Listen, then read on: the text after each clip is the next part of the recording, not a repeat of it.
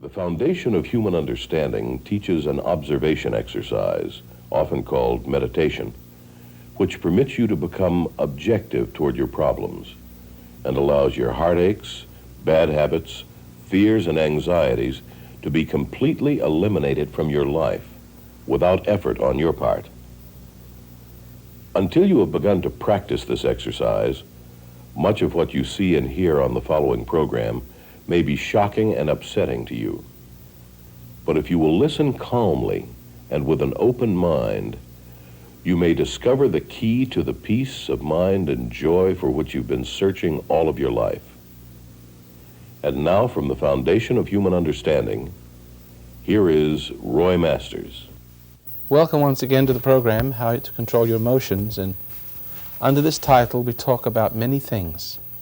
And tonight we have assembled here people who want to ask questions and about controlling one's emotions, negative emotions and positive ones, because not always positive is not always positive, and we are going to discuss every aspect of emotions in this series. And tonight we're going to talk about sex and love, as if sex was love. You know, it isn't. It's a very emotional issue, especially when you think sex is love. You're in big trouble. But anyway, I know that no one ever taught me about sex. And as I said to the audience a few moments ago, that this was a very hard won knowledge that I'm going to share with you this evening. Very hard one. And I'm very glad that no one ever told me anything about it. And I never taught my children anything about sex at all. Nothing. My oldest is 34, and my youngest is 22. And I imagine I know one of them had a little adventure out there when he shouldn't have. But I caught him in time. And the rest of them are as pure as the driven snow. And they are still innocent, still sitting in their own domain, under perfect self-control, not perfect, but self-control, developing that self-control over all of their functions and faculties, including the sexual one, expressing it where it ought to be expressed, within the confines of marriage. But I've never taught them one thing about, none of the details. What is there to teach you about? You know, you can just watch two animals copulating in an alley, and you know everything there is to know about the mechanical parts without knowing the names. I'd never forget my young son. He was 7 years old, and he's watching two ducks, because he loved to have ducks. And we always had an incubator, and there was a cornucopia of ducks. When the ducks grew big, we sent them out in the canal and let them fend for themselves. And we always had little baby ducks, and he loved baby ducks. So one day he asked the question, well, where those ducks come from? I never said very much. So he sat there watching those ducks. He says, I've got it all figured out now, 7 years old. He says, they got to do that, whatever that is. He said, otherwise, there'd only be half a duck. So he got it figured out. Actually, see half a duck walking. Didn't he get it right? So he's getting it. Doesn't know. But I want you to know that children have a fantastic intuitive understanding of sexuality. And if they overhear their parents with groaning and grunting, excuse the vernacular, it's a little gross. See, they're even a little embarrassed to talk about that. Thinking, oh, the kid's asleep, he's only 3 years old, does he know he's asleep? And they go at it, pardon the expression. You think that doesn't traumatize a child? They know instantly something's going on, that something isn't right. Something's weird. Something's beyond their capacity. Who understands what I'm talking about? May I see a show of hands? Wow! So it sounds like a lot of 3-year-olds were listening in. They also know intuitively when their parents are not moral, when their mother is having sex with the boyfriend and the father's non-existent. And they know there's something wrong with that relationship. Intuitively, they know right from wrong. They know the procedures. They know propriety. They know about morality. It is an inbuilt birthright. The trouble is when they see all this going on, this indiscretion, parents walking around without any clothes on, with their hanging out, right? It's no discretion in the home, no thoughtfulness. I remember, just to backtrack a little bit, with, who was it? Abraham, forget who was drunk in his tent. He drank a little too much wine and he was naked, and his two sons walked backwards and they covered him up. There's something about the sexual apparatus that is very, very embarrassing. There's something about nakedness that's very embarrassing. There's something about sexuality that's very embarrassing because we don't like to talk to our children about it. But we need to communicate somehow. And how do we communicate? We communicate by being the perfect example, never to violate the child's integrity. The child always knows when you are being the kind of perfect parent, having the perfect manners, having the perfect integrity. See? Using the perfect discretion. Never violating the child's integrity. Never exposing the child with too much too soon, like they do in sex education, see? The child knows that, and if you grow up, if you just evolve to manhood and womanhood, and love and respect between husband and wife, and being that example, the children know intuitively by that. The knowledge of what is proper sex and what is proprietous, even though the contrary is presented by the rest of the world, you know, the street corner talk, you know, the kind of talk that goes on between young kids and older kids, the kind of encouragements and exhortations. See, even though they hear all that, it doesn't violate them because they have a relationship with an honorable, loving parent. That's the strongest bond, because the loving parent has, by their example, and not just by their words, but their purest example, encouraged the integrity of the child to remain intact, so that the child's sexual behavior or social behavior, his entire personality will eventually spring from that, all under control. What happens, though, when you're violated early in life, when you're raped or molested, or when you're exposed to too much sex education? You know, this is the breast and this is the penis. You know, I'm pointing to the wrong places, excuse me, but you know, this is such absurdity when the children are encouraged to express their sexuality, to explore each other. What happens is the integrity of the children is violated. They become sexual addicts. Men become women violators. And once this appetite, once this integrity is shattered, instead of a human being under control, functioning in his own seasons, at least animals function in their own season. The rhino only has sex once every 3 years. He doesn't do it every 3 minutes like most people do. See, each animal has its own season for things. And there's a propriety involved. But the moment that's shattered, then the sexuality and the appetites, which should be under the control of enlightened reason, no longer are under those controls.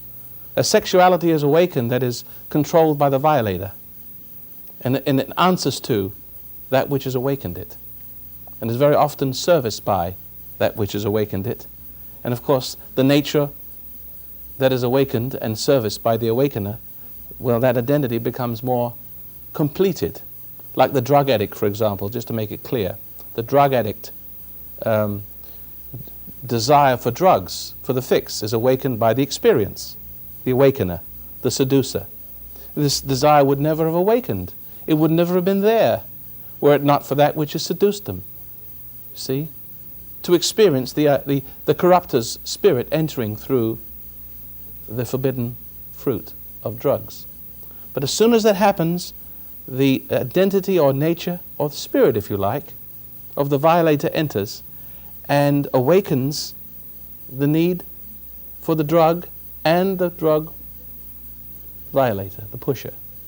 If that is serviced, the problem doesn't get better. It's simply the person becomes hungrier and hungrier because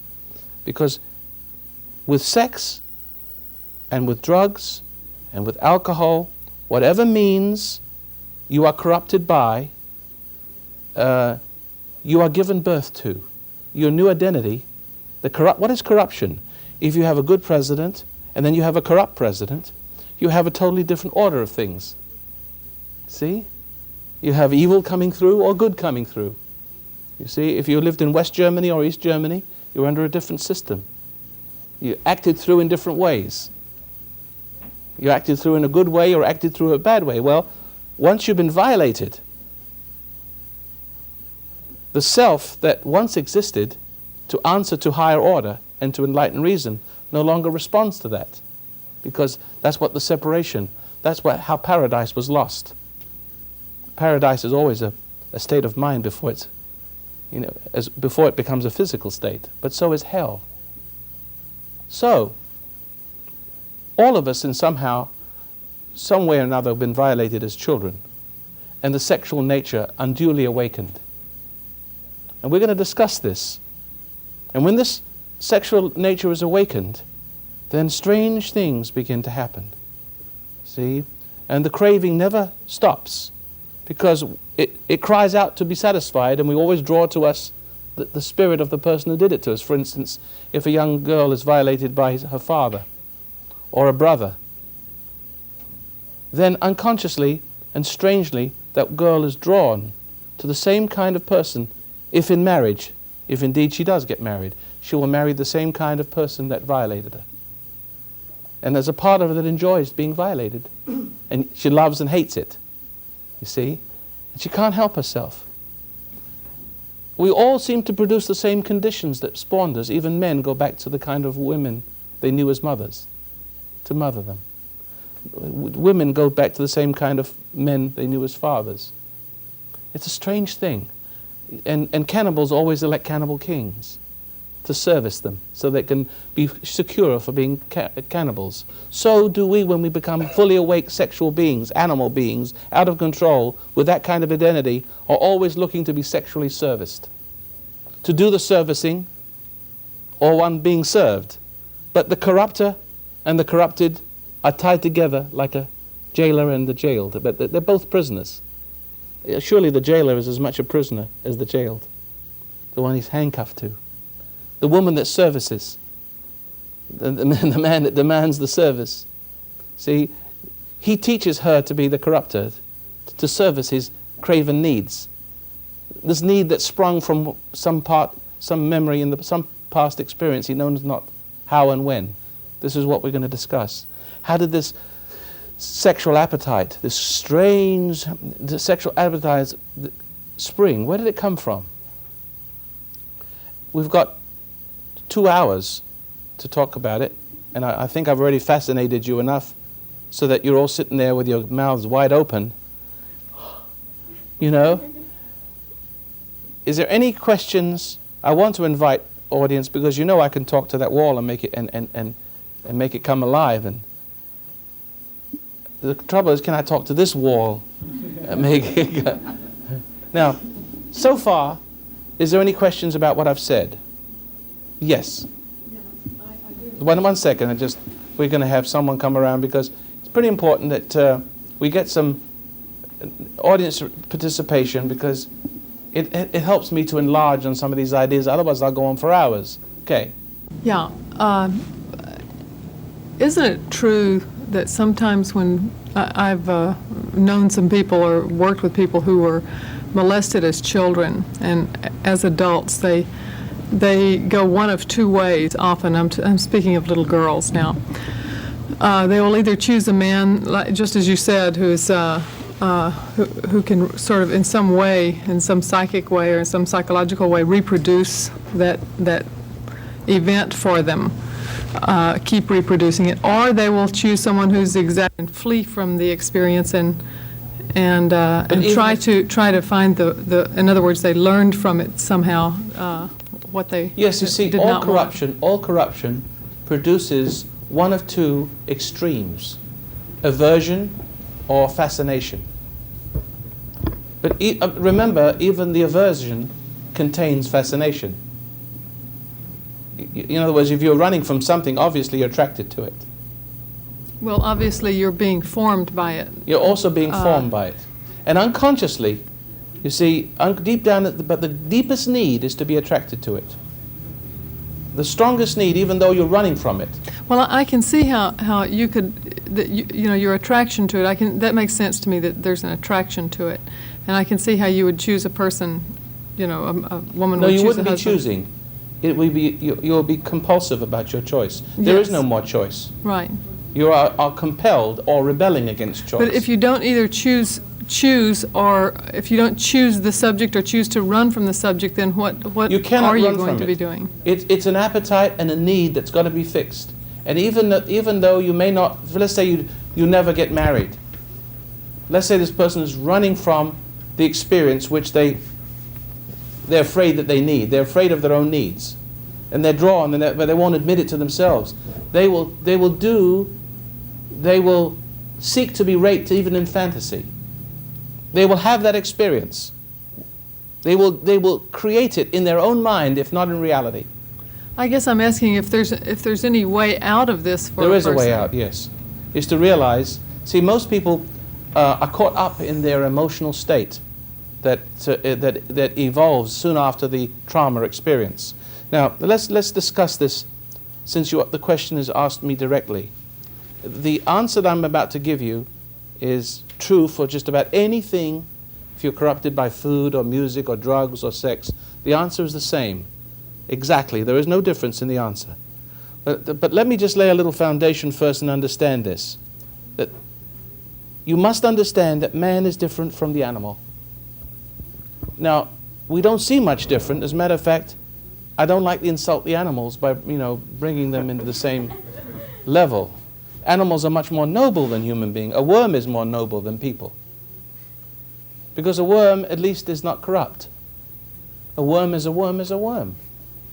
Now, the reason why men and women have problems with sex and eating and with one another is because of an original condition. We must try to understand what man is not what man was or could be.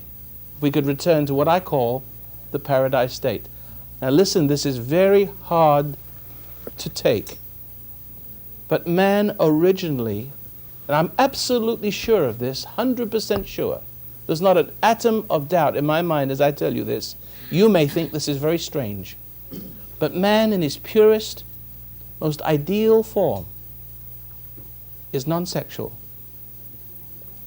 As a Christian, you should understand that Jesus Christ, I'm sure he had the usual sexual apparatus like everybody else.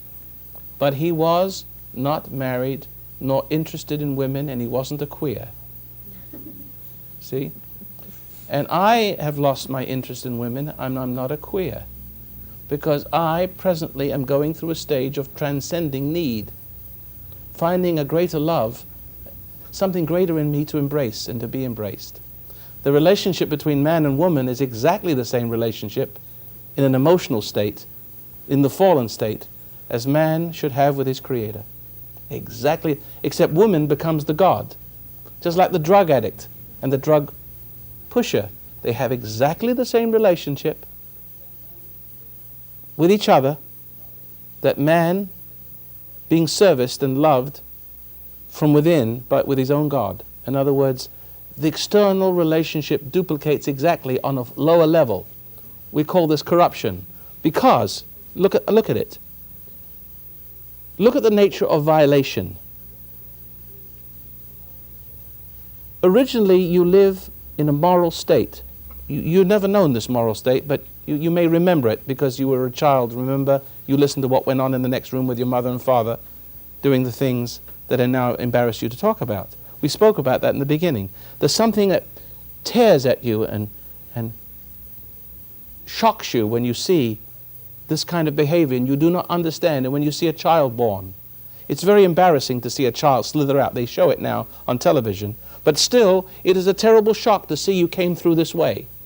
Am I correct, ladies and gentlemen?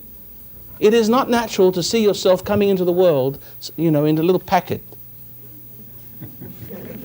See? A little cellophane packet. It just doesn't seem like that's not the way it is the way one comes. Into the world, there's no question. But originally, man was created differently. See? He has a conscience. And what makes man different from the animals? He has this conscience. And as long as he lives within the framework of this conscience and listens to what his common sense conscience tells him, he will evolve a being from that. And this being will reflect the image of what created it. It will be made over in the image. Now, look what happens. Corruption, which is pridefulness, it introduces an element called pride, which exalts itself vainly against God, as if it was its own God. It's a certain pride or vanity in all of us kids, which is introduced through the mother, because the mother was the chief servicer of the father, and therefore she evolved as the corrupting influence in the home, not the father. The father had his needs serviced, so he was the addict. So your mother, the woman in the home, inherits a power that isn't good for her to have. She can't help herself. Her very presence introduces this emotional shock. It's like you were suddenly left with an alligator, a great big monster, and you shocked the hell out. Nobody was to protect you from that. So unconsciously, all fathers cultivate this side of the woman to service him. That's why drug pushers become meaner and meaner and meaner and meaner and more dangerous, while the addict becomes weaker and weaker and more feeble, more dependent on being serviced, more enslaved. That's the typical man before he rebels if he can. Poor sucker. Right? But you see, this is the pressure.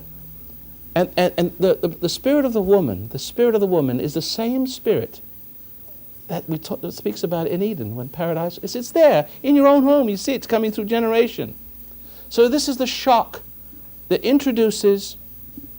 takes the child's, violates the child's delicate conscience. He hates his mother and father. His father isn't there for him. The spirit of the truth is not there for him or her. And therefore becomes subject to the ruling spirit of the mother. That's the shock. Man originally became subject because he didn't listen to his conscience. He wanted to be God, and the forbidden fruit was the peyote. The forbidden fruit is drugs today, alcohol, all kinds of forbidden, even food. People have a problem with food. Food fixes, alcohol fixes, drug fixes, music fixes, whatever it is, it fixes a fallen condition. So something entered into the consciousness of man, and man's soul was separated from the mind of his creator. So he couldn't grow his bright side couldn't grow. His bright side couldn't step out. See, we have dark nature, animal nature, we have a spiritual nature. And if you keep giving in to the dark nature, if you don't have any means of controlling your dark nature, or those things which appeal and appease the dark nature, then the dark nature begins to spring up inside you. Something of the woman, something of the temptress or tempter gets inside and cries out to that which created it. And it cries out, listen, psychosexually.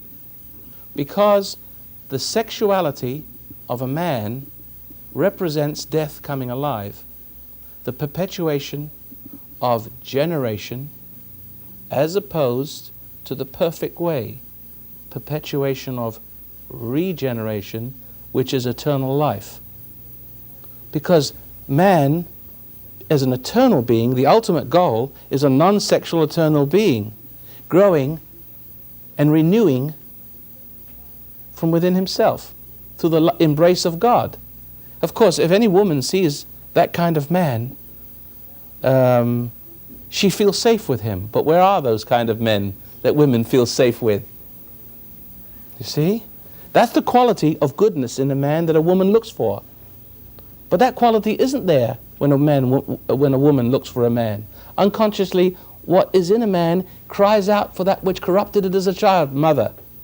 Unconsciously, it is psychosexually awakened, which means in the sexual desire, there are two qualities. Approval, a part of the soul crying out to be complete. Just like the drug addict cries out to the pusher, because it can only be a complete addict through more drugs and more considerations, love, if you like, embrace, to to become subject to your ruling love. The ruling love is with the man. It's the female. Men, because they have this a nature of the woman rather than the nature of a creator in them, cries out to the spirit of the woman, and pressures, calls up the spirit of the woman to service this psychosexual need. Because the truth of the matter is, if you look very carefully, that if you can just close your eyes for a minute and grasp the significance of this, you see that the sexual nature of man is awakened in falling away from God. The sexual nature is awakened by thinking of doing something you shouldn't do. You get sexually aroused when you think of stealing something, or doing something naughty, or going to war, or getting angry. Anything that pulls you away from reality, any temptation that excites or upsets or disturbs, even makes you angry, separates you through emotional bond is established and pulls you away and awakens the sexuality. Because every time you die, every time you're tempted, the sexuality is awakened. Now, every time someone comes along and services that sexuality, two needs are established now. One, a need to be complete through being serviced and loved. Follow?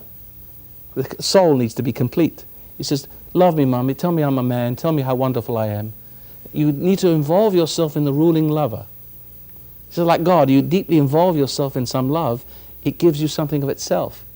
But then when something of yourself is more complete, it cries out even more, because there's guilt involved. You have become the wrong kind of person, but the pride doesn't want to allow you to see you're a wrong kind of person, so you dig yourself deeper into the person whose service is your need. Psychosexually, and the sex desires become stronger every time they're serviced. Because every time they're serviced, you're rejecting God to be your own God. It heightens the separation.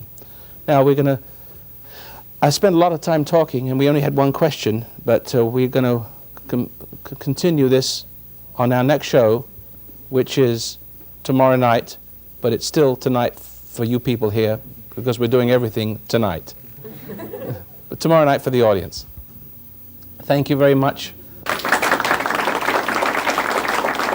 Welcome once again to the program, How to Control Your Emotions. And if you were watching last night, you probably need this course tonight, because we were talking about the fact that, which no one talks about on television, that man and woman, in order to be a real, complete, happy human being, must eventually, not right away, so don't worry, give up sex. And even as Paul said, you're better off, not to be married if it's possible, but not everybody can be that way, he said, in not so many words. It'd be better to marry than burn, so express it that way if you have to, but you're going to have a lot of trouble in the flesh. Boy, he wasn't kidding, was he? See, because there's something about the marriage relationship that allows the expression of sex in a moral way, but teaches you something about your own weaknesses in the process. Because you think you're going to get married and you're going to walk off into the sunrise, and it's a sunset more than the sunrise. You think most men are very selfish, self-gratifying opportunists, and they marry a woman not because they love her, because it's steady. It's a steady sex thing every night, on demand. They're just tired of making dates and buying flowers for every girl. They just, want the security of it being regular. Pardon me, I don't mean to be rude. It's the way men think. And the women are not married or loved, but they're used to gratify this part of man that is fallen. And remember, it's the part of man that's now addicted to the affections, the motherings of a woman. The maternal. You see, remember Eve was the mother of all living, in the sense that if it's true that it was for two people, the originator of the human race, with a mess, with sin transmitting itself from one generation to another, reproducing the same conditions each time. Each man and each woman is an Adam and Eve. Each woman is an Eve, required to service Adam's ego needs, ego-sexual needs. So if it was true that man and woman, you see, are in a fallen state, then you'll see that evidence in their relationship, that man has this ego, but instead of falling, he's inherited a fallen condition. And women have inherited the job, the loathsome job of having to service it. See? And after a while, she begins to feel this dark side, this dark force being called out of her every time. The man is, you see, the man is like a drunk, the alcoholic. He doesn't know from anything. Yeah, give me my sex. You know, that's all he wants. He feels terribly threatened if she withholds the sex. He's not interested in her. If she doesn't give it to him, some other woman will. That's usually the pressure. But there's a tremendous pressure because man is recreated out of woman. Yeah? God created man, but woman recreated him in her image. Now, it's not her fault. It's his weakness that summoned up, if you like, the devil. And you know, if you remember, a woman is a metaphysical object. She's not just a tree or a flower or a bee. You mess with a woman, you're dealing with metaphysical forces beyond nature. And you're summoning in witchcraft-like style, Beelzebub into your midst. All hell breaks. Listen, marriage is a living hell, right? Why is it a living hell? It doesn't have to be. It's because we do not understand about our own nature. Man is born a woman addict. And he can't help but think about women morning, noon, and night. And when you think of women, I don't know whether women understand this, but if you think of a woman long enough, you're going to have sexual desires for her.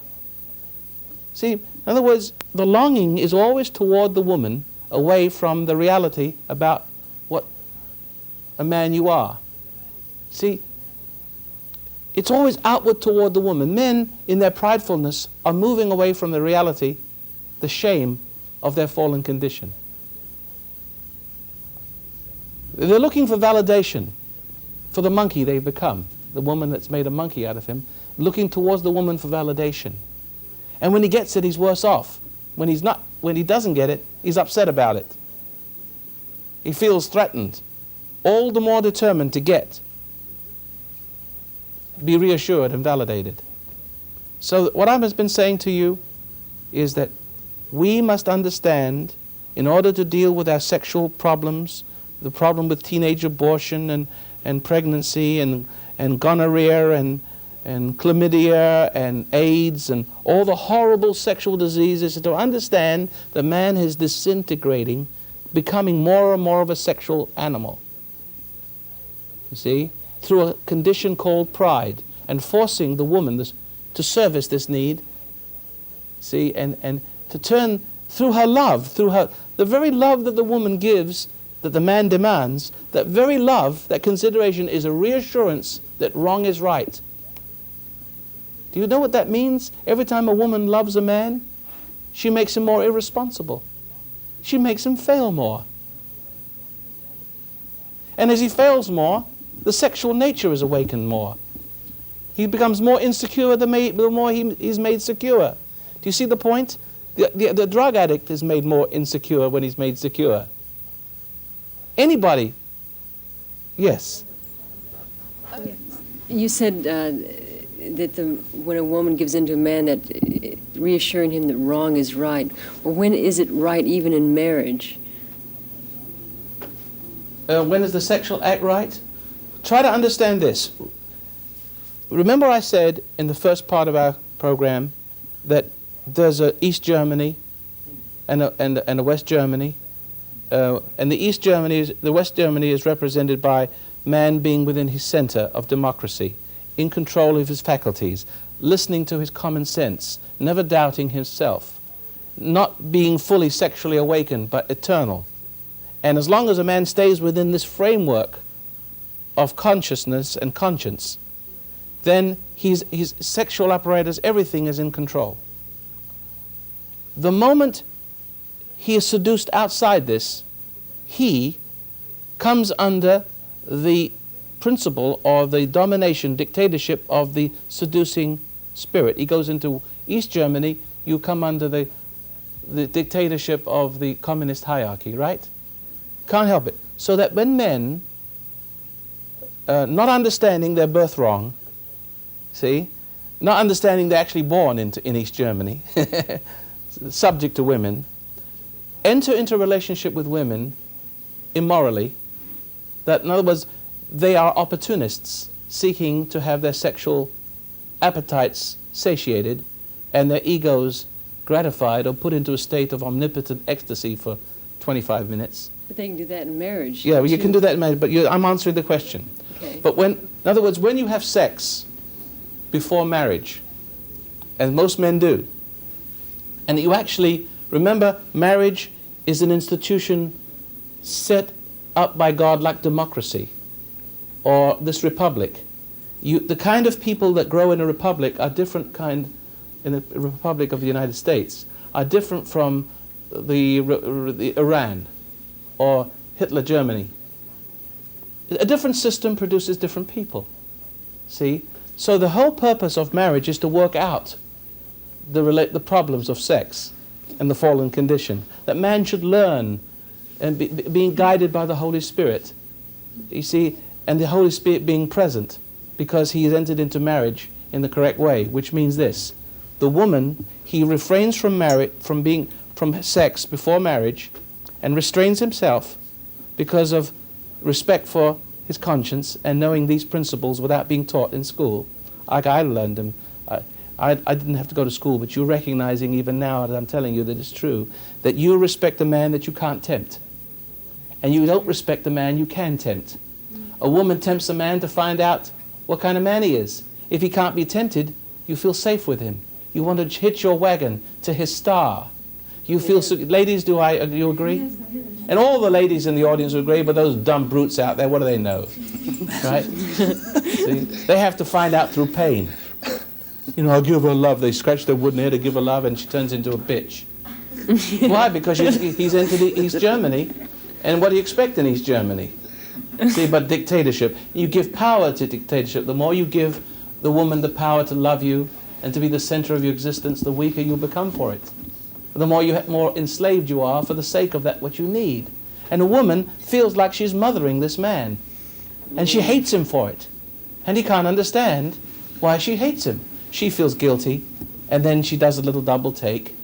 And then the kind of love that comes out of the guilt only weakens him more. And the weaker he becomes, the more she hates him. The more she hates him, the more she feels guilty and obligated to service him. Feeling like she's done something wrong. She has. She services him. And when she services him, he becomes weaker. When he becomes weaker, he's not the knight. He's less the knight in shining armor. Don't you see? It's all hell breaks It's loose. all hell's breaking loose. So what women need is this quality. So to answer your question, yes, even though men are married, they usually slide into marriage by joining themselves to East Germany first. What they need to do is be West Germany and see if you can get the girl who lives in East Germany to come and marry you. See, so that she's under your system, but you can't be under her system.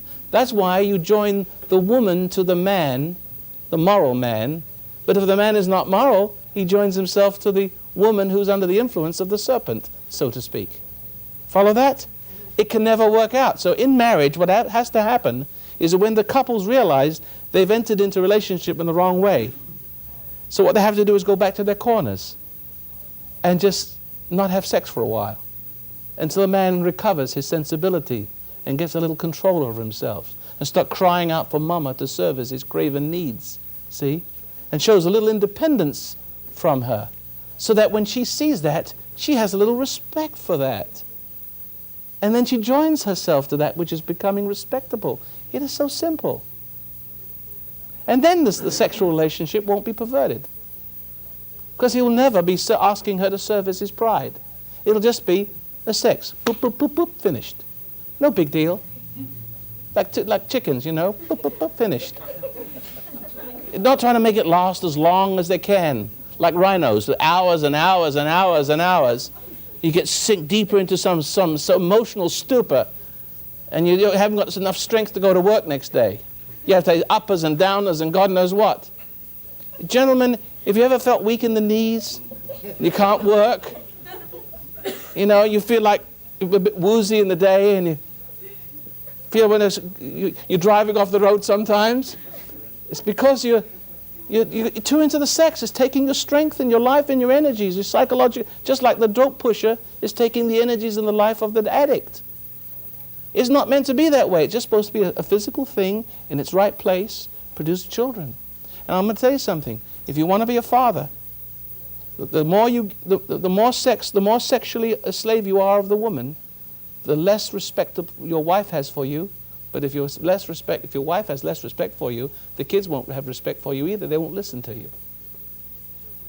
They will start hating you, and when they hate their father, well, guess what happens when children hate their father? They become sexually active. Because the father represents the spirit of truth. The mother represents the other side. That's why all men must love the hell out of their wives, but they end up loving the hell in them and becoming slaves of it. So that when then the children see this father for what he is, not able to save them from their mother, therefore they become subjects of the mother, and they hate their father, but they hate their mother. But what happens when you hate your father? You become separate from God. It's like hating God. We always look at the father like a God image. If you hate your father, and your father's a wicked, cruel nobody, not there for you, you won't think God is there for you. But what happens when you hate your father? That separates you from the truth, the spirit. And what happens when you hate your mother? You hate both of them, see? For your father, for what he fails to do, when your mother, what she does to you. And when you hate your mother, it has the effect of causing her spirit to enter you. The spirit of woman into the man, which awakens man sexually, sometimes for his mother. If he hates his mother enough, he'll have sex with his mother. Old Freud knew all about that stuff. But when he gets older, who do you think he'll marry? A woman just like his mother. That's the only one that'll turn him on. That special person is always the mother that begat you. She may be an old witch right now. When she gave birth to you and you were young, she was young and pretty and soft and seductive. And that's what you remember. And so when you find a woman that you think is in love with you, that's supportive of your ego, that's your Adam and Eve all over again. That's what your father fell for, the jerk. He thought he was escaping from his mother and his wife. He didn't realize he's bringing it out, just a different form. You just wait. The morning after the night before, the mask falls away. Right? A few months later, there it is. The horror. Yes, is that why, like me, myself, I never had a father in a home? Is that why I was so insecure, never knew love? Well, yes, that's the reason why, but that's not a complete question. Okay, well... You got your own answer to that okay, one. my question is that one reason why when one stop eating the forbidden fruit, so to speak, like stop having sex, I can kind of sense the temptation, but I look at it, and I don't I'm not quite sure I get the complete question. What I'm saying is when man has fallen from his high state and stopped doing the corruption, like abstain from sex. Well, you're not a man, you're a woman. Well, I'm a woman, okay. In other words, your problem is to, you see, man is addicted to women for the fix. But women, when they rise to the occasion of doing the fixing, men pressure women to fix them, right? Yeah. Well, they start to resent that. How women don't fall for sex like men do. That's why in school, you hear the girls saying, well, I got the pressure, the boys pressure me, and the peer pressure. The girls don't like sex as much as the boys do. You know, sex is a man's thing, it isn't a woman's thing. I know, that sounds kind of crazy, and we will have time to go on, explore that thought, but it's not so much, you know, the chickens don't care about sex, it's the rooster that stands up there in the morning waiting for the hens to come out of the hen house. What if you know, the woman, and they get it, and they ruffle their feathers, and off they go. They don't give a damn whether they get it or not. You know what I mean? But what if the woman is like going from man to man? You know, what if she's Well, what it is doing? that? What it is? Well, see, what it is you have to understand the principle of it now, because we're dealing with spiritual forces, not just, you know, two chickens and two foxes. We're dealing with two devils, I need clarity actually. on that. See, what we're looking at is that you understand when you look at a dope addict and a dope pusher, you understand that some spirit has entered those two and upset the balance of relationship between them. They were both born normal kids. Something happened to make one the victim and the other the tyrant. See? One dependent and one the supplier, right? Now, man is born an addict. He's practically born. His mother does him in because there's no father. That's the old transmission of original sin. There's no father there. The female corrupts the male. And but she also passes the genes on to the females. Well, females are not corrupted by their mothers. It just comes through that they're just females like their mothers. They had 7 girls, all of us. Yeah, but Just see, girls in the but family. she passes on this nature to all her female children because there's no man around to stop it.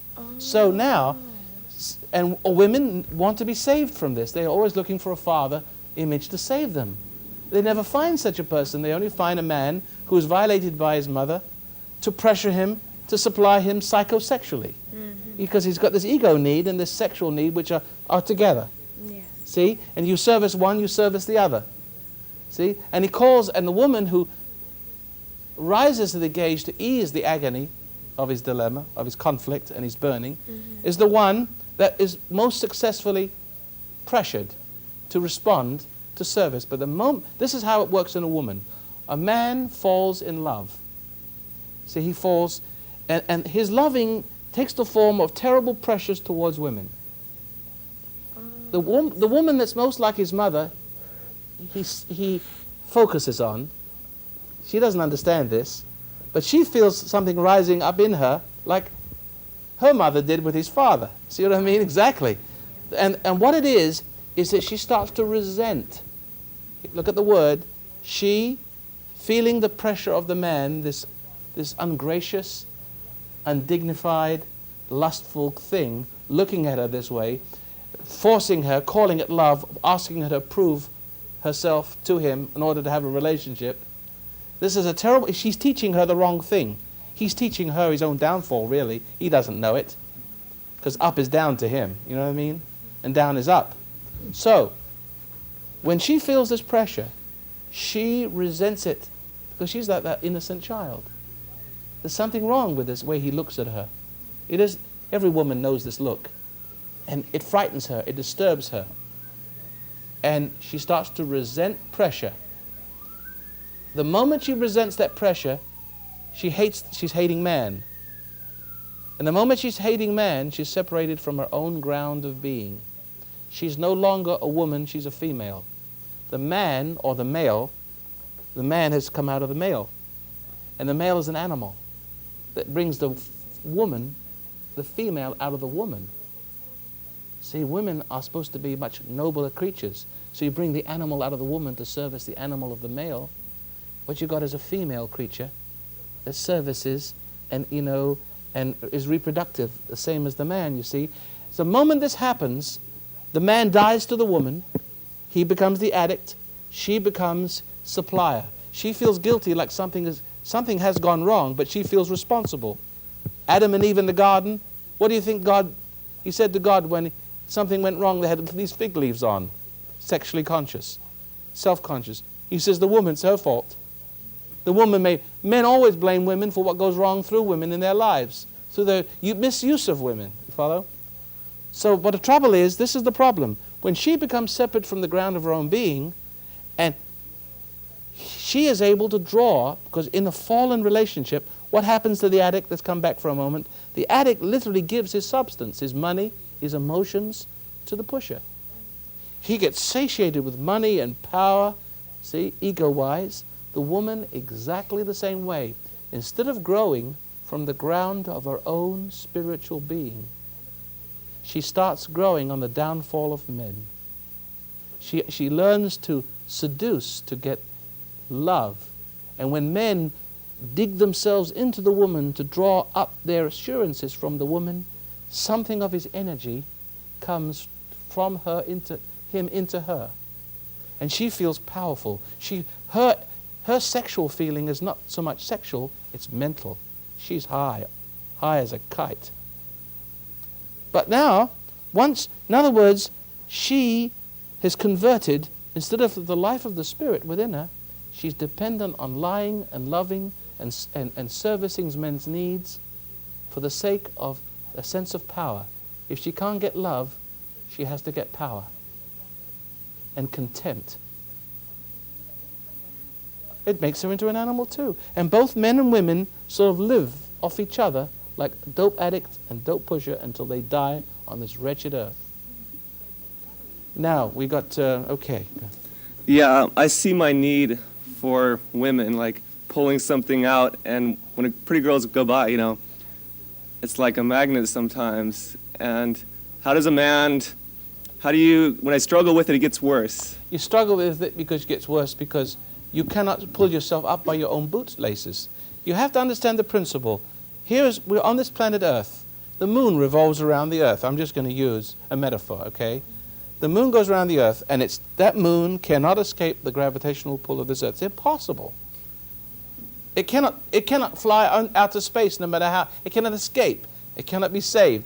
If another heavenly body would come by, which is equal or greater than the gravitational pull of the Earth, then conceivably the moon could be drawn away around the orbit. That is the need for man to be saved. That he has to go within himself, the place from which he has fallen. And he has to realize in this place, the closer you come to this place, the more you realize your fallen condition. Yeah, I see that more and more, but... And all the anger and your own struggle and your own ego to deny it or to defend it or to indulge it or to run from it. Follow that? Yeah, I see. But that's why you must meditate. That's why you all need that little exercise so that you can separate from this sensual, earthy, externally geared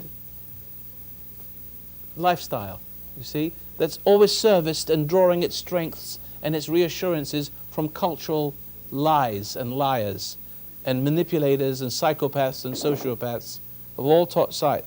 See, the cultural man is an external thing. He only knows himself by the way. If he looks in the mirror, he's got the right mirror, he's got the right clothes on. And if he has his insurance paid up, he feels like he's, a man.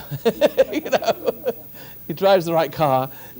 So the thing to do is when you see somebody that attracts you, is just to look at that attraction? Yes, when you see, let's say you see these girly things on the magazines, and they're pretty obnoxious, and there's girly pictures all over the place, half-naked women. It's everywhere. Hot and heavy stuff on television. You don't have to shut the television off. Watch it. Watch yourself watching it. Very simple. Your eyes look at the TV. Your eyes look at the temptation.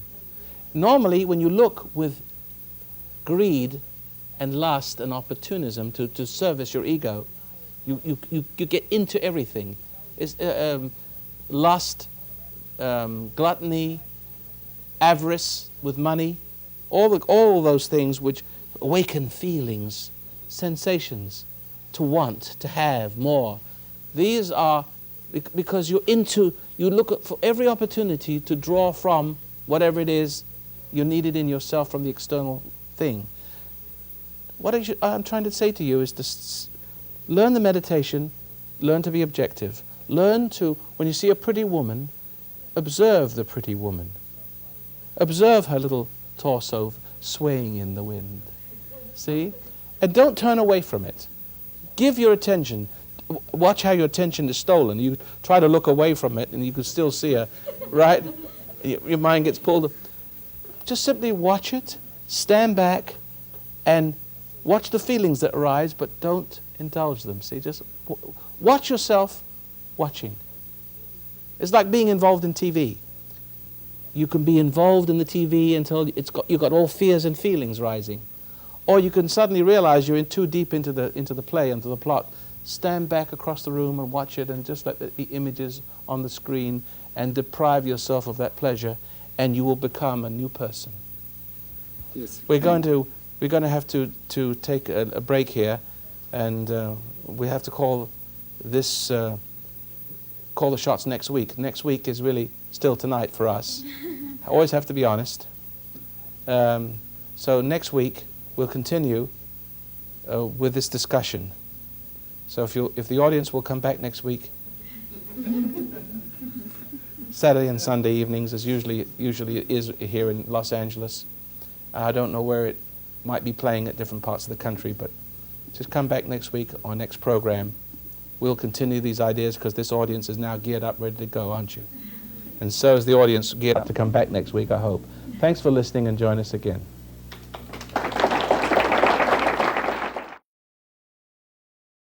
The foundation of human understanding teaches an observation exercise, often called meditation, which permits you to become objective toward your problems and allows your heartaches, bad habits, fears, and anxieties to be completely eliminated from your life without effort on your part.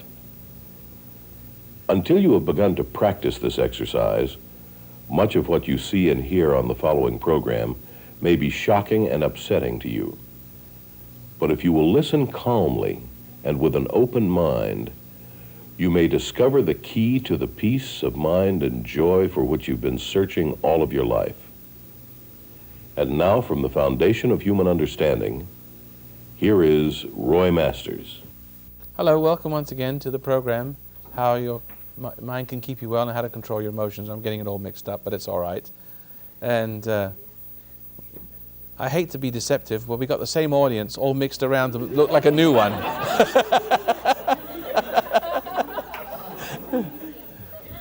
So, but I was saying from last week, and it's not really last week, but it is for everybody else, not for us. Hate to be dishonest about these things. That the problems of society can actually be solved by men becoming less and less sexual.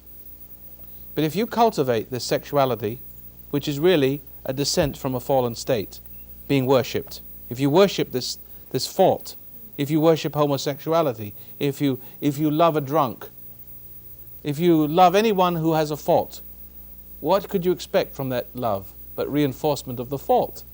If you appreciate a man's thieving ability and you love a woman that loves a thief is only going to make him more of a thief. What you need is a divine love to save you from the love that makes you feel divine. See how I said that, didn't you? So you see that the sexuality is the descent of man into animal. The perpetuation of generation, making babies for your dying state. See, you wouldn't be dying if you wouldn't be sinning. You see, that's the sin. The sin is pride, and pride is man becoming animal, his dark side, animal side, becoming bigger and stronger, and the spiritual side getting smaller and smaller and smaller until there is no more, and the animal bites the dust, and that's the end of him. We put him in the ground, say a few lying words over him, you see, and everybody cries over him, but no one misses him because only they miss him because they don't have something to hate anymore. See? It is with women. And the next generation takes up the banner. And the next generation doesn't do any better because it's automatically set up. Men becoming naturally addicted to women through the failing of fathers and through the manipulations of seductions of mothers, whose seductions have always been cultivated by husbands and boyfriends. So there's no love in the home, no divine love. All hell breaks loose. Women make animals of each other. These animals disappoint children. We discussed that. These animals grunting and groaning with their sexual, manipulations, their preoccupation with each other's vile affections, disturb the children. They know that something's wrong. It violates, the very wrong of it violates the children, makes the children hateful towards their parents because their parents are animals and not saints and princes and princesses and gods. See? Children expect their parents to be godlike instead they're animal-like. See? And that's the problem because we're descending. And of course now in our society, we're teaching our kids to become more animal-like. Give in to all your feelings, give in to your desires, give rein to your passions. And what's happening? Disease and suffering and death and abortions and violence. Men are becoming animals. Instead of teaching of virtue and wisdom and kindness and courage, they're turning them into animals and wimps. No. The cure for what ails society is the truth of what I've said, is to understand that man is a fallen being. and that something's gone wrong with love. And the women have replaced God as a support for man's ego. See? And that's made an animal out of him, and a monkey out of him, and then this monkey's crying out, trying to make a woman that made the monkey out of him to mother this monkey and say, tell me that I'm a man. Tell me I'm okay. Validate me. See, reassure me I'm all right. And she doesn't know how else not to do it. How can she have a relationship if she didn't do that? If a woman doesn't do that for a man, she can't hardly have a relationship with any man. She's out in the cold. Now, Yes, once you become aware of that you have this sexual condition and that you're cultivating it, and sometimes maybe you don't want to go ahead and have this get it out. relationship, you know. Well, I mean, what you're describing the relationship you're talking about? Are you married? Yes. You're not married? What are you? I am married. Okay, now. And I'm aware that sometimes I know it's wrong to go ahead and Promote your wife. yes, So what you're doing is promoting, you pinch her butt, and, you just provoke her into getting upset with you. You're just teasing her to respond to your needs. Isn't that right? right. Pressuring her. Mhm. She knows it. Mhm. And you sit there when she's washing the dishes, you watch how she moves, and you're studying her all the time, aren't you? Studying. You're into the form, all that, escaping from your anxiety of who you are. Never losing a moment opportunity to reinforce feelings, to awaken feelings, to lose yourself in feelings, to forget you're a fool, and to be reminded that you're a man. See? That this ape, this monkey is man. See? That this dying self is living. See? You're just going to have to stand back and watch yourself doing these things. The minute you remember in the last program I said you have to learn to step back when you're being tempted. It's true when you're being intimidated by someone. You're at work. Someone calls you a name, a jerk, throws some racial epithet at you, see, to provoke you.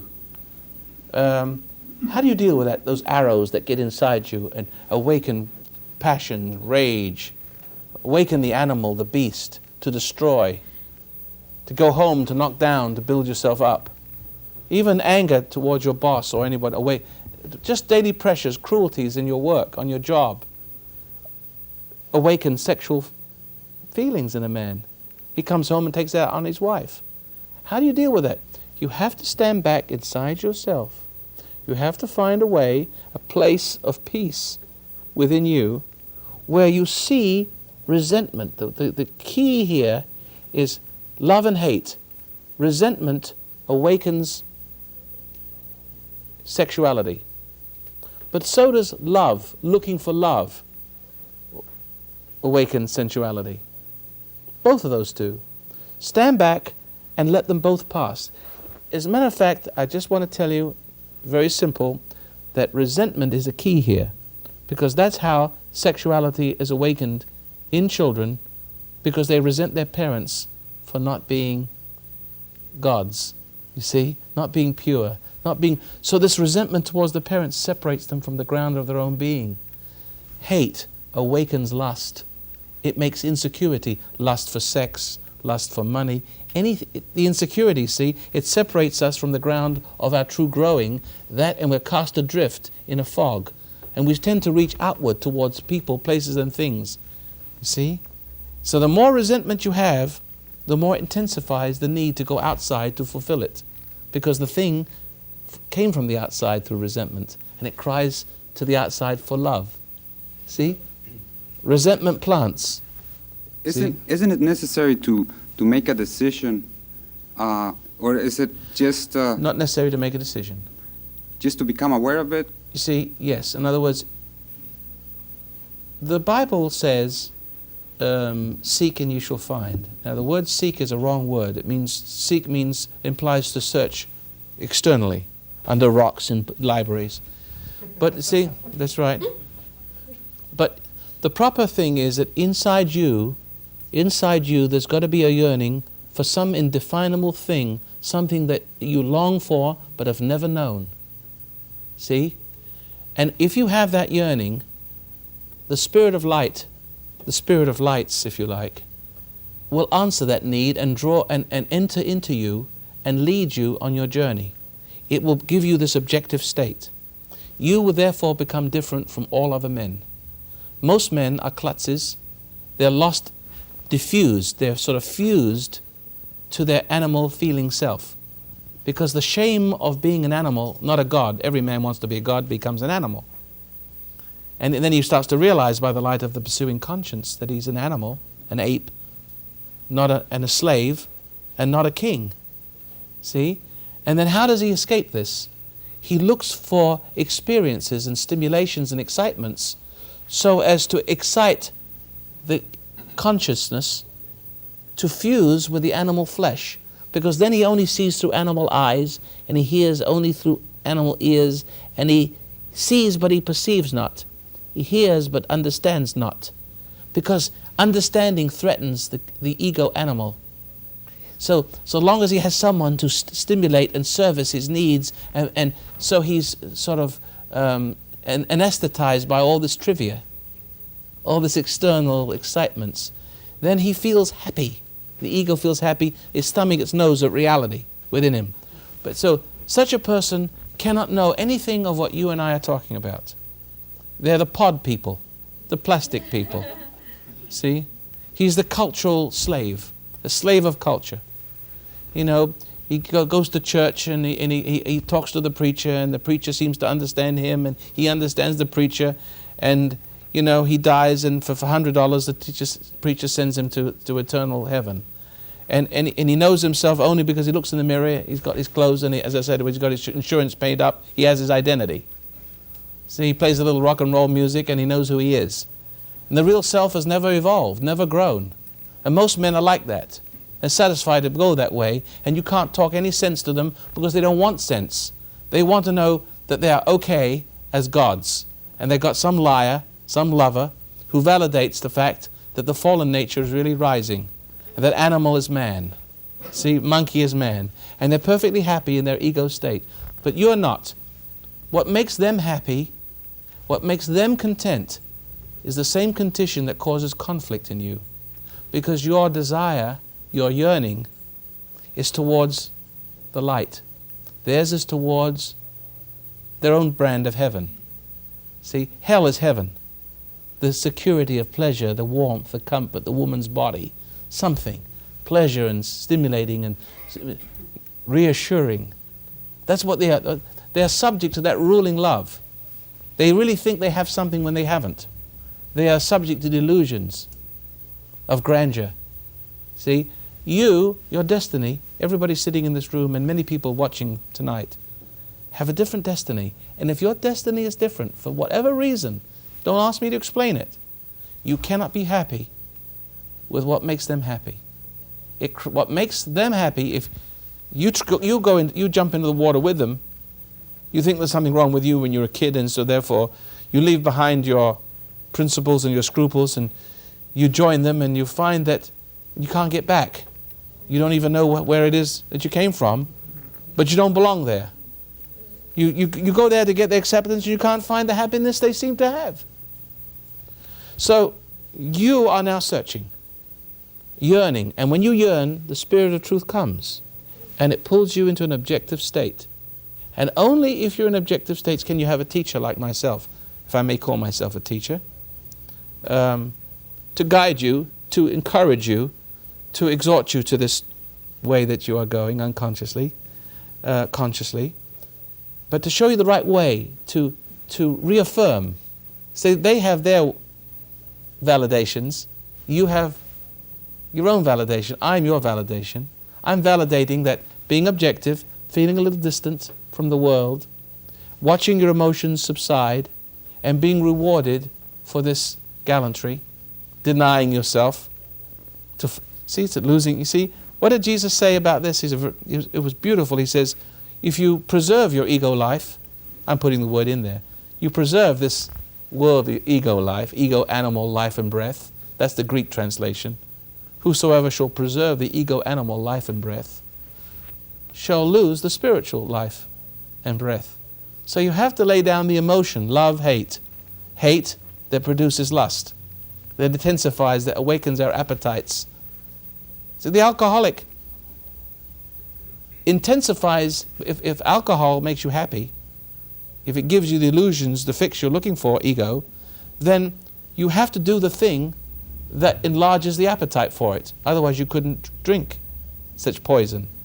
You have to hate. He marries a man that is just like his mother, that nags him. He hates this woman that's just like his mother. The hate intensifies his need to drink. And when he drinks, he feels completely happy, anesthetized. See, his wrong feels right. He needs hate to have love. And men often aggravate, they disappoint their wives purposely. Why do you think men disappoint their wives? And they're such irresponsible rascals? Because they know that it upsets the woman into feeling guilty, into supporting his ego. See that? He makes her feel responsible, and she resents it, and that resentment separates her from the ground of true love, and up comes satanic love. And satanic love is what he nurtures himself on. That's swine. See that? And I don't know if I made some points here, but there's a gentleman right here. Yes, Mr. Masters.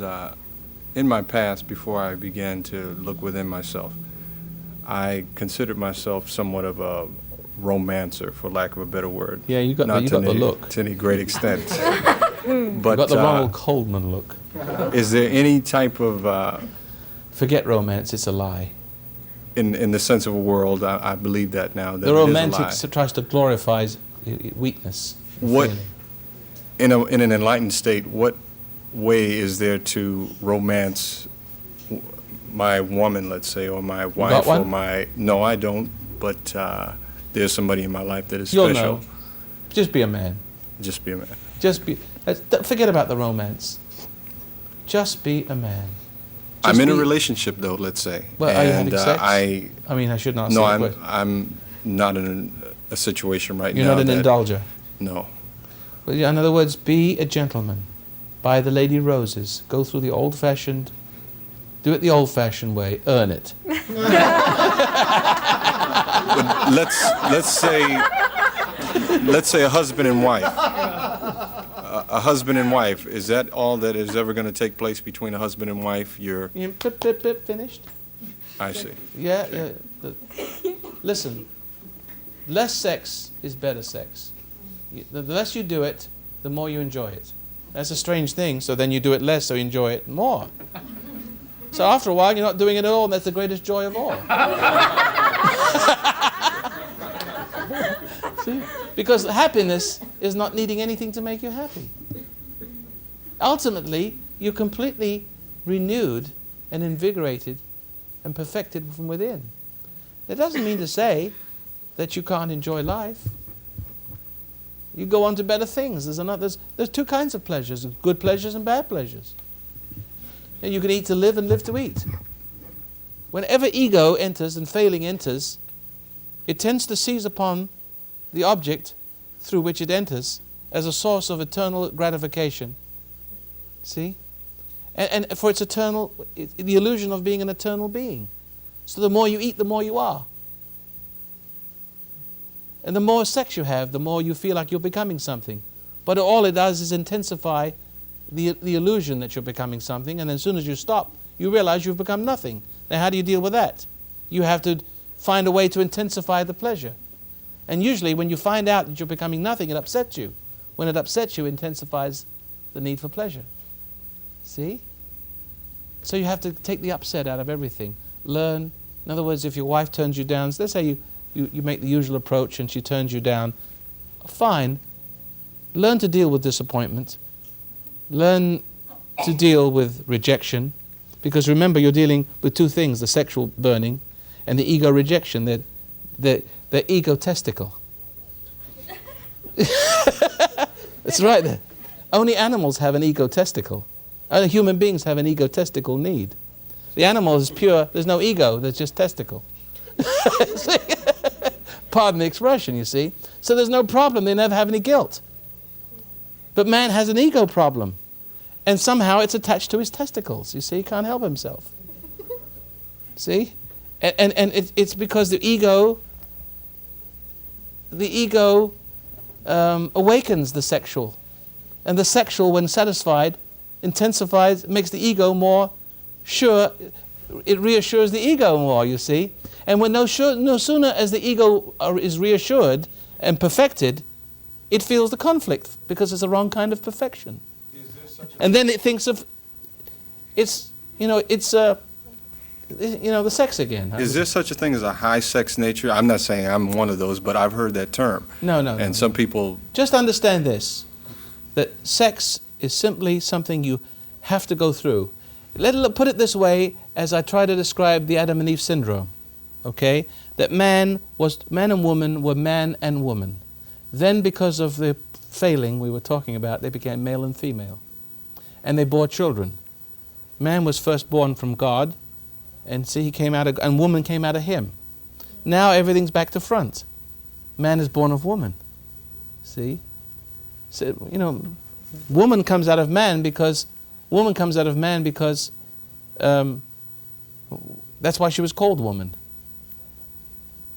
And was subject to him.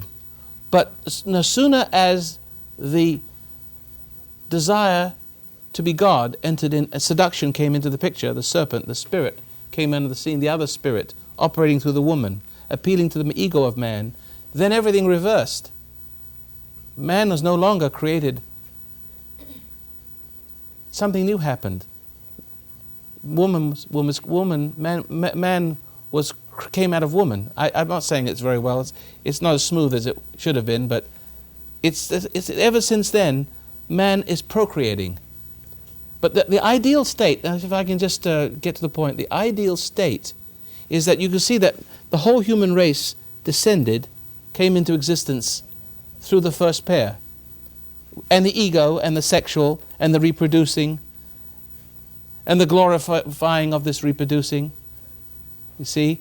And until the pain of this stops a few individuals and says, hey, just a minute, there's something wrong with this. My marriage is falling apart. I'm becoming an animal. My kids are not respecting me. There's something's wrong with all this sexing.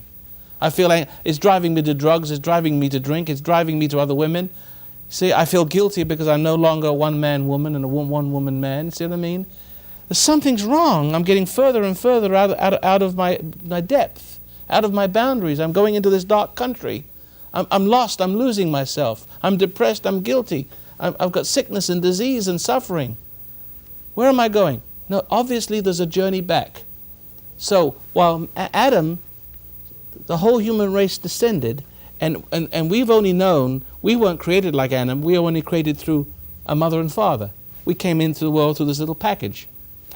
We dropped on the floor in the cellophane package, and like I was talking about before, and it's a shock for us to see that we've come through this way, and we grow older now, and when we reach the zenith of our evolution as mature people, we realize that there's something wrong with the way we exist. And the more we exist in this wrong way, the more it validates the fact, if we're searching, that there's something wrong with the way we exist. Because we have more conflict about existing this way and giving into desires and feelings that everybody else calls natural. See?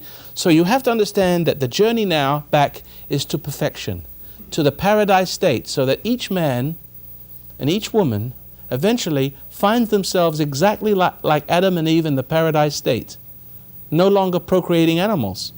Like where before Adam fell and became an animal, a male animal, not a man, not something that women call men.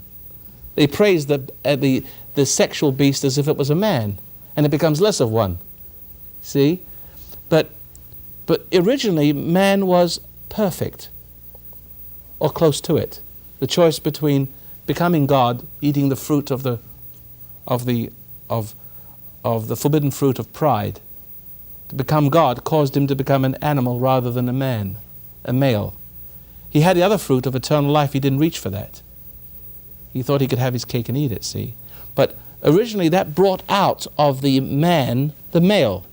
Then in turn, the male pressured the woman and brought the female out to service him.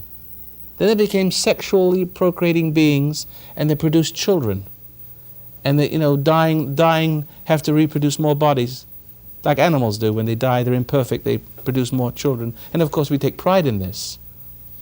And there's a certain value in having children, because we have to give up being a procreating animal in order to know what it's like to be a father. We have to lead our children, our little mistakes, from our little adventures. We have to lead our children back to the paradise state, but we must be on the way to it ourselves. So always ahead of them, so that we are the example of what we want them to be. Never talking to them about sex, simply because your example is enough to remind them or to keep them in range of that own delicate conscience I was referring to, that all children have when they come into the world. It simply validates silently, in an unspoken way, so that they know that morality is the only way, because they see your morality, that you're a one man with one woman, and you treat your wife with respect and love, and there's not so much of this moanings and groanings going on in the living room, in the bathroom, in the shower, and everywhere else. See? That you're not looking at every woman with your eyes bulging out. That you see the difference? You have to, in other words, what man has to do, he has to learn to become a man, so that the spirit of truth which he embraces inwardly draws the man out of the male. When the man is drawn out of the male, it has a spirit of truth in it. See, that women can respect and hang their hat on, you see what I mean? Hitch their wagon to that star. And when women see that, it delights them, see, and they will obey and respond naturally, just like children will respond to your goodness if you're good. But if you're a phony, you have to use force. And it still doesn't work, you see? It's natural. If it's there, it draws the woman out of the female. And when that happens, there you are, Adam and Eve, in paradise again. See? It's a journey. You have to take that journey. And we'll sort of finish off the thoughts on our next program tomorrow night, which will still be tonight. Okay? Let's see. I'd like to mention to the listeners, since I have a few minutes to spare, 30 seconds to spare, that we have some cassettes to teach you how to meditate, how to have this objective state, and learn to control your emotions rather than yielding to them, so that you can have this light shining in you that your family will respect. So thank you very much, and join you tomorrow night. Welcome once again to the program, How to Control Your Emotions, and we've been hot and heavy for the last 3 sessions, and this is the 4th in the series on sex. And I think the conclusion to intelligent people and there aren't too many intelligent people out there. I'm not sure if there's any intelligent life on planet Earth at all when I look around, but there are a few, and there's a few of you sitting in the audience and a few sitting outside watching the program tonight. And otherwise everybody else is going to think I'm stark raving mad. I'm not, you are. See? So anyway, we've been talking about sex, and I've been saying that sex is unnaturally natural. That while sex is natural for the animal, only when man becomes an animal, then sex enters into the picture, because he starts to die. And when he dies, he has to procreate like an animal. He takes on the highest form of animal love, but it's the lowest form of human love. It's something we're a little embarrassed about. But we call it love, and we try to make it the highest form to hide from the shame of the fact that we've fallen from the highest form. When a man falls in love, he really falls. He falls from what love is all about. See? And so what we're saying now is that sex appeared in man originally as a result of pride and ego entering, and man dying spiritually and awakening sensually. And living in this sensually awakened state requires servicing, but that the very thing that awakened you. Okay, now, that's the woman, I'm afraid. I must say this to you, in my book, Sex, Sin, and Salvation, I was saying that it's not woman that A man can have sex with a dog, a cat, a canary, and a goldfish if he can manage it. But a man has a very strange cravings for sex. And it has nothing to do with a woman's body at all. Anything that comforts a man, even a warm puppy, can awaken sexual desires in a man. I'm telling you right now, whether you like to hear it or not. You steal something out of your pantry, you have sexual desires. Anything that excites. Stealing, temptation, someone tempts you to steal something and you get an erection. So you pardon the expression. And you don't know where it comes from. So anything that separates you from the ground of your being awakens a sexual identity. So if a donut was to have stood in the Garden of Eden instead of Eve, and this donut says, here's the forbidden fruit. See, man would have had awakened sexual desires for a donut. But I tell you something, when a goose, a gosling, comes out of the egg, the first thing it sees, it follows. It takes it to be its mother, even if it's the fox. It's called imprinting. And I tell you, if a donut had tempted Adam, he would have had hots for the donut. And that's a very scary thought. But it's not, the sexual desire has really little to do with a woman, it's that which seduces. Men can have sex with each other's rear ends. Now what's that got to do with women? As long as one man acts like a woman, supportive, anybody who is supportive to you, see, even if it's another man playing the role of mother to another man, will bring out a sexual desire for him. This is mothering his ego. Down it comes, up, awakens the sexual desire for this body. He's got the hots for this man. All right. So, ideally speaking, I'm not saying you should leave sex behind. I mean, stop sex right away. But I'm saying you should confine it in a proper place, within the framework of morality, where the Holy Spirit can lead you and guide you, see, and temper all of your desires respectfully, tame them, so that the bright nature begins to evolve, and the animal nature. The bright nature can enlarge and take the place of the animal, so that's what you become perfect. The flesh and blood can't enter the kingdom of God. See, the ego, the earthy love, and the seduction, the seductive love, the sensual excitements, which put to sleep as sensibility through sensuality. This awakens the animal, puts to sleep the man, the true spirit, and enlarges the beast until the light flickers and dies, and you inherit the destiny of the beast and the grasses of the earth. See? Wither away. They arise and they fall. And you produce other creatures, children who do the same thing. The whole idea is for the spirit to become more enlarged so it gives way. You know, petrified wood was once wood. It looks just like wood. Has all the grain and everything, but it's been replaced with minerals. So it's stone. It looks just like a tree sitting there. Human beings have the form of God, godliness, but they're really animals, see? Degenerating, dying beasts. We're looking for teachers and gurus and leaders to glorify this condition. See? It's called culture. Or everything in culture does that. But the truth is we're becoming petrified wood. We have the form, the appearance, but every atom in our being has been displaced by something sensual and gross, animal.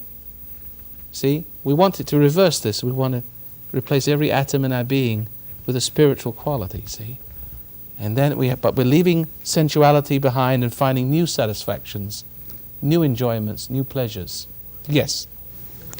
This lady right here. Oh, I was just going to say that, you know, you always say that that it's the woman's fault. No, I never blame the woman. Well, that's what I got before. And I know used you got to, it like, wrong. The serpent is listening and not the woman. It's not the woman's fault, it's the man's fault. Yeah. All the troubles and all the suffering come through a woman. It's the portal. That's just It something. through it enters. It enters through. Men draw that spirit of the woman, that dark side, to service his ego. That's how. We wouldn't have drug pushers. We wouldn't have a drug problem in this country if it wasn't for the weak, gutless, sensuous, spoiled little brat teenager kids we've got. See? Mindless little brats, selfish little brats they have today. God help America if they ever go on to be, take the positions of power and teachings and senators. God help America, we're finished. There's no virtue there at all. But it's that type of weakling, craven need for his selfishness to be gratified. See? This selfish little swine that brings the drug pusher into existence and gives that dark side of the woman the power. It's politics. Why do you think politicians are so powerful? You always have the wrong politicians in power. Very rarely do you get a man like Maggie or a man like Reagan. It's rare. But all the bad guys, all the dark-spirited people hate him. The women libs, the homosexuals, the liberals. They hate. These are all feminists. The effeminate represent the dark side. See? So it is a man's responsibility then, right? It's a man's responsibility to realize that he is, not to blame the woman, but he has an ego. But the man blames the woman for everything that goes wrong through her. Yeah. See? And I'm not saying it's the woman's fault, and a woman should not resent a man and naturally take on the feeling that she's responsible. Because if you resent men for blaming you, that's what gives you an exaggerated sense of responsibility. It gives a woman an exaggerated... Yeah, in other words, men blame you for everything that goes wrong. Yeah. It's their fault. They've drawn up the dark side of you. They've weakened themselves by, cultivating your dark side for their pleasure. And naturally you resent them and hate them. Yeah. But that resentment, you've played along, and you've only played along, you've only been obligated because you resented your husband or your boyfriend. You didn't have the virtue, you didn't have the wisdom not to resent them. You could have just as easily resisted the temptation when it came along by learning not to hate your boyfriend. But why did you hate your boyfriend? It's because you hated your father. And the reason why you can't help hating your boyfriend and therefore becoming sexually active with him to service his ego in order to feel to try to correct what wrong you feel like you've done when you resent somebody. You know how that is. Yeah. You feel guilty when you resent somebody. You feel like you did something wrong to them. You want to make it right. Yeah. Right? And that's how you make it right with your body. But the reason why that is because when you were a small child, you resented your father. See, your father was the same kind with your mother, right? Yeah. And he was a weak person. Couldn't save you from your mother. He wasn't there for you. So you resented him. That's when women begin the journey of hating all men. I'm sure Eve hated Adam. Look, you remember the story of Superman? Did you ever see that movie Superman? I think the second series, that finally he got the hots for the girl, and he went into his little crystal place and he gave up his superpowers. Yeah. And then she didn't respect him anymore. See what I'm saying? Yeah. So, how can a woman respect a man if he doesn't have these superpowers? And your father lost his superpowers with your mother, but the superpowers weren't there to save you, and you resented this not so Superman, which is your father, right? Yeah, Now, it was the resentment towards your father's weaknesses that separated you from being a real woman and turned you into a sexually active female. Resentment towards father separates you from the ground of your own being. Remember, I've said this before, men fall in love, women fall in hate. When men fall in love, women have something to hate. Yeah. When Adam fell to the temptations of the woman, she fell away from being a Superman. He couldn't save her. So naturally, the spirit of the serpent was within the woman still, and she felt she was in control of this Superman, this once Superman. Do you see what I'm trying to say? Is that when men fall, whenever a woman tempts a man and he falls from this inner space and he's not there for her, he disappoints her, this is when hate springs up in a woman, when all hope is lost, because she depends upon him being a Superman. She depends on him holding fast and holding firm so she can have something to attach to, to come away from herself, to be safe from herself. You see what I'm saying? Yeah. Now your father was that kind of person. He wasn't there for you. You resented him, and that separates you from God's love, and up comes the serpentine love.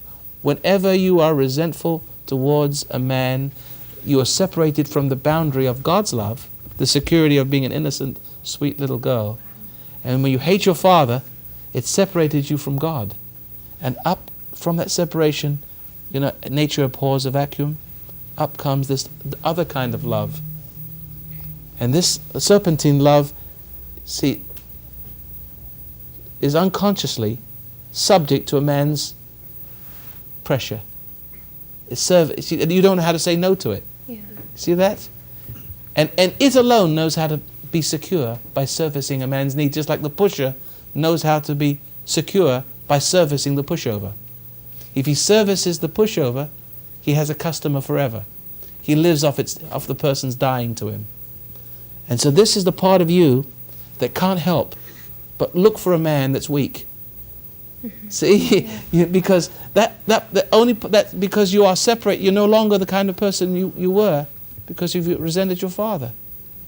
You see what I'm saying? Wait, so when you resent, that's like, I don't really understand why the resentment, has to do with the sex. Not really, but what I can only get from that is that it makes you sexually active.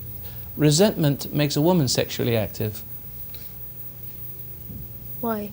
Because it's the same reason as a woman being sexually active entices a man to be sexually active. See what I'm saying? In other words, the sexual activity of both male and female come from falling away from their perfect self. Okay. All right? Yeah. Now, let's go back to the garden again as if it was a true thing. Eve is a non-sexual being. Adam is a non-sexual being. But there's the serpent on one side and the spirit of truth in man on the other side. Man falls for the seduction. It separates it, the falling, the offering, the understanding of man's secret desire to play God, vanity, right? Mm-hmm. She offers the forbidden fruit. It's the fruit of rebellion against God to be one's own God. This is what kills a man and separates him from the ground of his own being. This it is that awakens sexuality, sensuality. It's death. What is sensuality but death coming alive? Is that what sensuality is? Yeah. You're dying and you're replacing a body. That's exactly what it is in a man. Sensuality, death coming alive. So when the sensuality appears, it pressures the woman. The woman has not fallen yet. The woman hasn't sinned yet.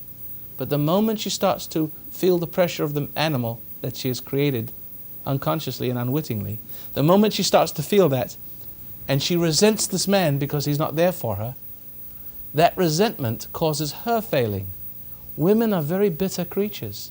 Women are very unforgiving. Haven't you noticed that women are very unforgiving? Very, very unforgiving. Men fall in love, and they still do. They're looking for reassurances, validation for their egos. Women fall in hate. When women fall in hate, they become like the drug addict with the drug pusher. They have no way of being secure. They don't know how to get back to the original security, the original innocence they lost. The only security they have, the only life they have, is come from being a female witch with a man, seducing him, and as he falls to her, fulfilling herself with his hide, taking it out of his hide, sort of sucking the life out of him. Women become, in that sense, parasitical. Once you get the taste of a man's love, which is his life, his total commitment to you, his total involvement with you, when you feel something coming out of him besides the sexual thing, you feel something going into you, and you feel something drawn up, power. You feel a sense of power. Once you get the energy from the man, By seducing him, you become addicted. You can't stop yourself. But that can happen with a man who is respectable also, right? I mean, that you also draw energy from that man. No, the energy, if the man is on the way to paradise and not using you as a sex ego object, like a drug, if he's not into you, if he's not escaping into you, and using you to awaken all the feelings and get all the gusto he can, if it's simply just a simple thing between two people who love each other, you're not getting any energy from that person at all. Not at all. There's no sin. I met a guy that was really respectable. He was really enlightened, and he started me like back on the right path, and I felt his energy. You felt his love. Yeah. See, it just this enlightenment is beckoning you and leading you, and not molesting you and using you and abusing you. You don't feel abused. A woman knows You feel love. about her husband, whether he loves her or not, because she feels abused. She feels used. She feels angry afterwards. And a woman knows the difference when a man's got too much, reassurance from her, when he's used her as a mother of all living. Yeah. See, because if a man is using a woman that way, he's not coming from God. He's drawing up the hell in her to service his ego. And the woman feels dirty, whorish, unclean. Is that right, ladies? Yeah. You feel it. You know it. It's a psychic thing, psychological thing. It's a definite... A man can't hide it. If it's there, it's there. And if it's goodness there, then the relationship is pure. Follow that? And then the children that come out of that relationship have a different mark. See, this society is producing children of very low caliber. You see, like no fathers, mothers on welfare, not knowing who their fathers are, living in squalor with the rats, and the rats would be a better company than the people. You know what I mean? You can't believe the horror that goes on, the cruelty, the violence, the molestation, the browbeating, the degrading. That's what happens in a satanic home where teenage promiscuity is encouraged. The young children are born in poverty, and the young girls are bitter and lost and confused and not know how to deal with their children. Are very, very, not only are they undernourished, but they're undernourished in the spirit. And they grow up to be morons. And America is becoming a third world country. That's how third world countries got to be third world countries, because of the decline of true civilization and the rise of some weirdo culture that lets people to be free and promiscuous any way they want. Yes? Hi, Roy. For 7 years, when I listened to you, and then I'd go out and try to, apply the technique of just that simple technique, the same answer I got from you for 7 years, even though, like, I'd come to you with the problem, and you'd point out the cause of it, and then I'd go out there and watch me fail over and over and over again for a long time. I mean, every time I'd watch something, it wouldn't prevent me from doing it. I just watch myself fail. Fall face first, right in the mud. What are you referring to? The sexual thing? Yeah, the sexual thing. Are you married? Are you married? No. So therefore, it's hell all the way, isn't it? Yeah. You? It's fun while it's what a way to die. You know what I mean? Yeah, but then right afterwards, it's getting so that, not that it's getting so, but it was getting so that there was too much pain right afterwards. Of course. Because you see the same problem again, and you see you're failing again, and you see that you're seeing it. When did you stop realizing the truth of each failing? When did you stop realizing your helplessness? When did you stop realizing it? See? Or have you? Yeah. But how long? Don't you see what your problem was? Yes. Why you couldn't stop is because each time you did it, and the truth caught up with you the morning after the night before, and you realized how much less And I of a would person- resent it. You'd resent it. Right. And then what And was- I would know that I'm going to resent it again But that doesn't... and again. Now listen, if your flies were open right now, and I brought your attention to it, and you resent it, you see, you either wouldn't close your flies, or I would see that you resent it, and I would never tell you again. See? Right. Right? I'd let you walk around with your flies open. Right. And everybody... I See? know, but the thing See, is do you that understand the point? Yes. If you resent the light, it won't tell you anymore. It Well, won't... kept telling me. No, but the point is, it won't save you. It can't save you. The difference between me and it is it's very persistent. But you cannot be saved if you resent the Savior. Cannot be saved being impatient. No. The point. No. In other words, how can you be saved if you resent what saves you? What's trying to show you? If I'm your friend and I'm pointing out a fault in you, and you resent me for it, how is that correction going to take? It's never going to take. See, don't you see that Right. you weren't ready? You were in a state of awareness and you knew the truth, but you resented knowing the truth. That's a classic hatred. That's a classic hatred of God. Everybody hates God like that. Nearly everybody who's into wine and women and songs and drugs and music and culture and art, everybody has the same problem. They keep rejecting, realizing, they resent realizing what jerks they are. Well, Roy, it They're wasn't into something that makes them feel beautiful people. after a while, it wasn't so much resenting being a scumbag because I could see it. I mean, I couldn't run away with it. No, you run from it. No, you It didn't was- resent being a scumbag. You resented knowing that you were. Yeah, I mean, It's not the same thing. You didn't resent the scumbag. You resented the truth that made you aware of it and when it you seemed thought like you were the otherwise. hopelessness that I would ever be cured from it. Well, but you never can be cured from it if you resent the truth that makes you conscious of being a scumbag. Because the truth of the matter is you didn't want to think of yourself as such. That's the reason why you're into the sex, and that's why you're into all these things, music, the Why I was drugs. into videos with heroes. Yeah, because you're into something that tells you that how wonderful you are, but then in the morning after the night before, the reality catches up, breaks down the illusion, and here you are, lower and scummier than you ever were before, and it's the light that you want to be that you resent.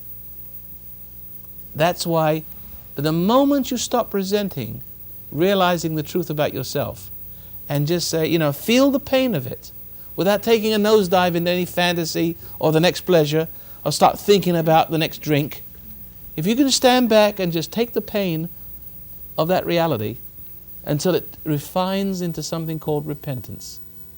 You can never repent if you're losing yourself in some pleasure, some self-validating pleasure. You can't repent. You can't ever do it. But the moment, I can't tell you what this moment is, but there's a time in everybody's life when the truth, which is always pursuing them like a hound from heaven, see? And for some reason, we will not let it raise us up. We just keep on looking for the next turn of the dice, the next excitement, the next opportunity, maybe round the next corner.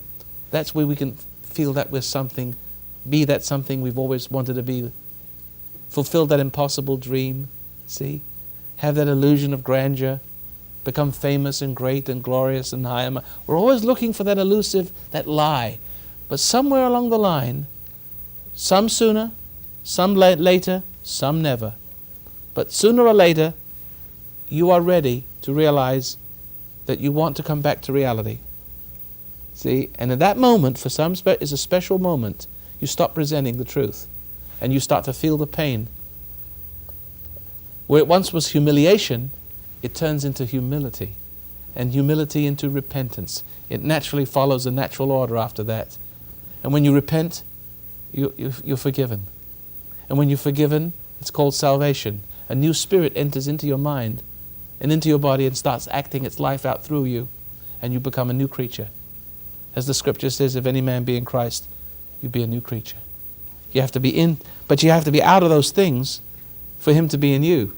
Because what you're into is into you, see? And it prevents the truth.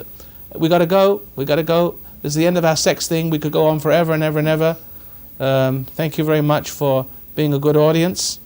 I hope that you learned something. Did you learn something? Yes. The world lies about sex, and I've told you the truth. And I hope there's enough people out there that will, you know, start paying attention to these truths and start following an awakening.